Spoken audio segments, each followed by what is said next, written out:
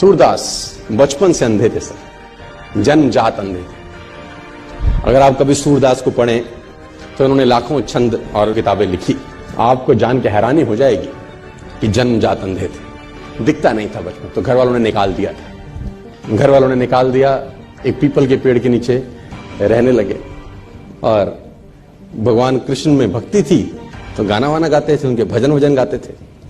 तो मथुरा आगरा हाईवे के ऊपर मंदिर है बहुत सारे, अगर आप कभी गए हो तो, है ना। Have you ever been to those temples? Mathura Agra highway है ना, वहां कृष्ण जी के बहुत सारे मंदिर हैं। वहां पर गुलाब के फूलों की माला मिलती है, जहां आपने देखे होंगे, है ना। Have you ever been? आप में से कोई गया है ना, गए हैं ना आप लोग? तो वो पीपल के पेड़ के नीचे बैठे रहते थे और वहां भजन गाते थे। तो किसी गुरु ने उनको बोला कि तू मंदिर जा, वहां गा। तो उसने बोला ठीक है। तो चला जाता था मंदिर में, भगवान कृष्ण के भजन गाता था, मस्त गाता था, ना दिखता था, ना भगवान को कभी देखा था, लेकिन कल्पना के अंदर। और इतिहासकार ये बोलते हैं कि 1500वीं शताब्दी में इनका जन्म हुआ, 1535 के आसपास, if I am not wrong. आज से 500-600 वर्ष पहले ये इस धरती पे आए, मथुरा में रहे और भगवान के भजन गाते थे। और इतिहासकार ये कहते हैं कि इनको भगवान के दर्शन होते थे। भगवान कृष्ण जब ये भजन गाते थे, इनका भजन सुनने के लिए आते थे। कितना सच है कितना झूठ मुझे नहीं पता, लेकिन आई बिलीव। मैं किसी चीज को नकारता नहीं हूं, जो बात है कहीं ना कहीं हुई होगी शायद। और घटना ऐसी हुई इनके जीवन के अंदर कि जिसमें उथल पुथल मचा दी बहुत लोगों के जीवन के अंदर, कि जब ये मंदिर में जाते थे तो मंदिर में इनको नजर नहीं आता था। तो जब वो भगवान का श्रृंगार होता है हर सुबेरे, तो ये पंडित को, जो वहां का पुरोहित था, उसको बोलते थे कि ये पीले रंग के कपड़े अच्छे नहीं लग रहे भगवान को। तो pandit was shocked, how it is possible for a blind man to see. उसने बोला ये पीला रंग अच्छा नहीं है।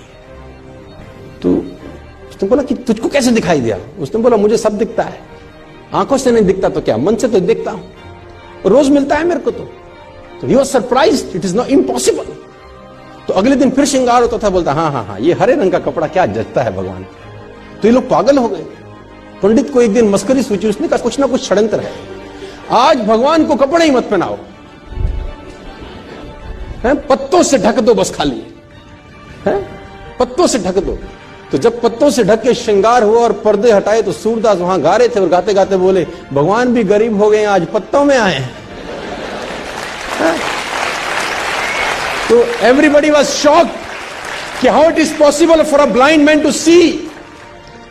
लेकिन असंभव, मैं फिर कहता हूं दोस्तों, आपको मन की शक्ति से ना सर भगवान तक को पाया जा सकता है। कोई भी हैंडीकैपनेस आपके आगे नहीं आती अगर मन से साला आप सॉलिड हैं तो यार। और आप तो समृद्ध हैं यार, पूरे तरीके से ठीक हैं, भगवान ने आपको सब कुछ दिया है।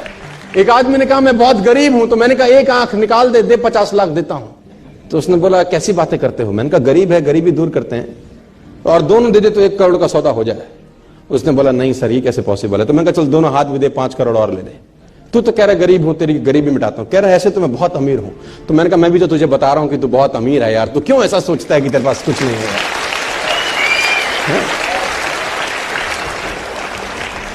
और भगवान ने सूरदास को दर्शन किए। आप सूरदास के बारे में पढ़ें, छंद पढ़ें, तो आपके रोंगटे खड़े हो जाएंगे। कुएं में नहाते नहाते गिर गए, कहते हैं एक दफा। जब कुएं में नहाते हुए गिरे, अंधे थे, नजर नहीं आता था, तो पानी में गिर गए। तो भगवान को हाथ जोड़े कि निकालो प्रभु। तो कहते हैं कि भगवान छोटे से रूप लेके उनको बाहर निकालने आए। और जब बाहर निकाला तो इनके जीवन की अद्भुत घटना है। तो हाथ पकड़ा हुआ था भगवान, तो उन्होंने जैसे वो हाथ का स्पर्श किया, इनको समझ में आ गया कि आज आदमी आ गया है। जो अब तक सिर्फ ख्वाब में दिखता था वो आज आ गया। तो उसने कस के पकड़ लिया, वो समझ में आ गया कि आज हाथ मौका लगा है, आज मत छोड़। तो कहते हैं भगवान ने झटके से हाथ छुड़ा दिया। तो सूरदास का एक बहुत बेहतर दोहा है सर, अपने साथ लेके जाना, खतरनाक दोहा है। हाथ छुड़ाए जात हो निर्मल जान के मोहे, हृदय से जब जाओ तब सबल जानूंगा तोहे। है ना, हाथ छुड़ा के तो जा सकते हो, है ना, आज मैं कमजोर हूं तो हाथ को झटक सकते हो, लेकिन दिल से निकल जाओ तब मानूंगा कि कुछ हो।